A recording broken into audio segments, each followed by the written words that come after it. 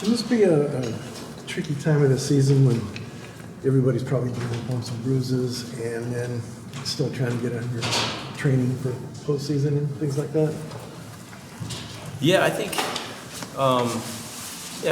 but I think everybody's dealing with bumps and bruises. You know, I mean, you always look at yourself and it's easy to feel sorry for yourself, and we don't feel sorry for ourselves. I mean, the reality is every team, every program at this point in time has bumps and bruises. But we're actually, I'd say, pretty darn healthy. So we got a lot to be grateful for.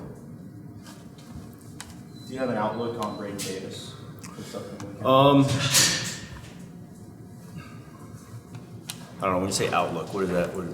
Like, does that mean, how's he looking? Is he wrestling? You talk about being pretty healthy, but yeah, he has a pretty good. I mean, there's different kinds of injuries, right? There's like season-ending injuries. There's things that are going to be a nuisance for him at the Nationals, like Carter dealt with last year.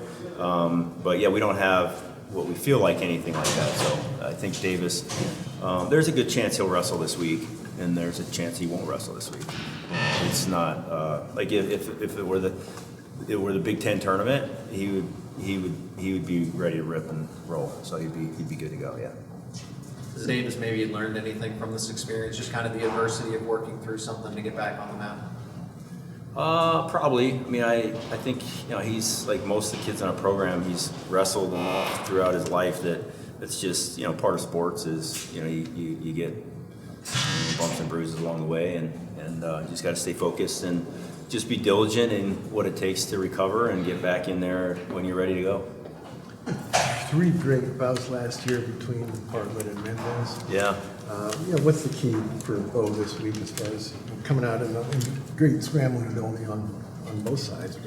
Yeah, he's just got to score more points, right? I mean, it's obviously Mendez is really good, and the national final match last year, and like you said multiple times. So I mean, you just have 2 of the best guys in the country, and you just got to do what he does, and which is the same for everybody, is just kind of wrestle the match in your positions and score points when you have opportunities and create those opportunities with your hustle and your effort.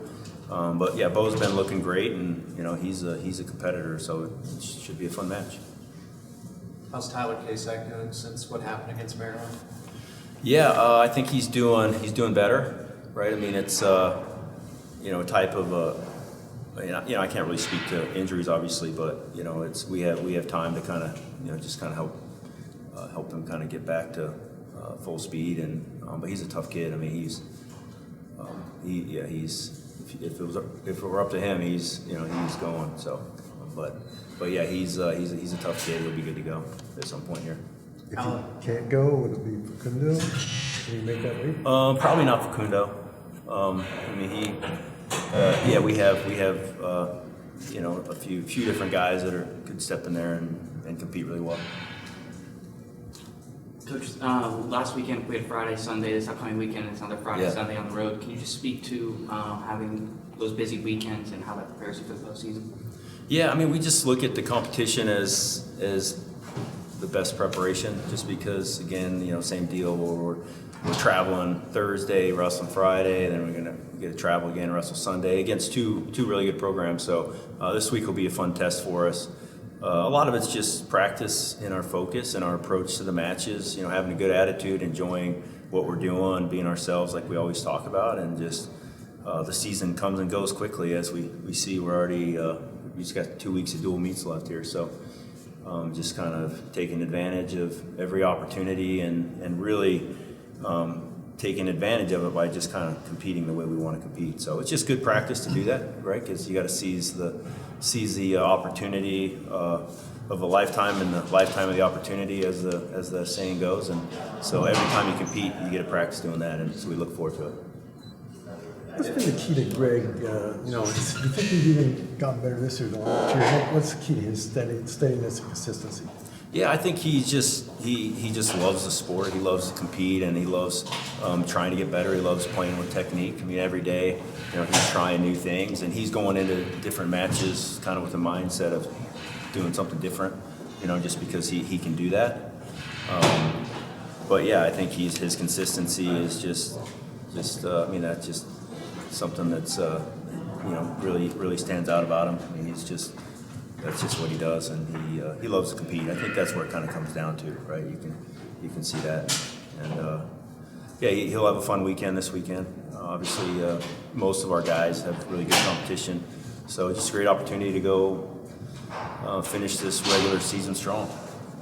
If KSAC and Facundo are unavailable this weekend, are there names kind of vying for that spot? Is there one person who's ultimately maybe could slot in there at 157? Yeah, I mean, we have guys that have wrestled 49 that have done well for us that have filled in. I mean, you got guys like David Evans and Pierce. I mean, there's a lot of guys that are really competitive and capable of doing well in there.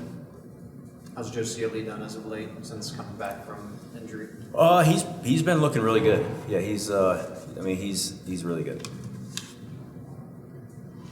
Have you watched it all? I mean, can you admire what Sammy Sasso has done in that comeback he's had from his incident? Yeah. I think I've watched a little bit. It's really impressive, right? I mean, he being gone through what he went through and to be able to get back and compete at a high level is really, really impressive. And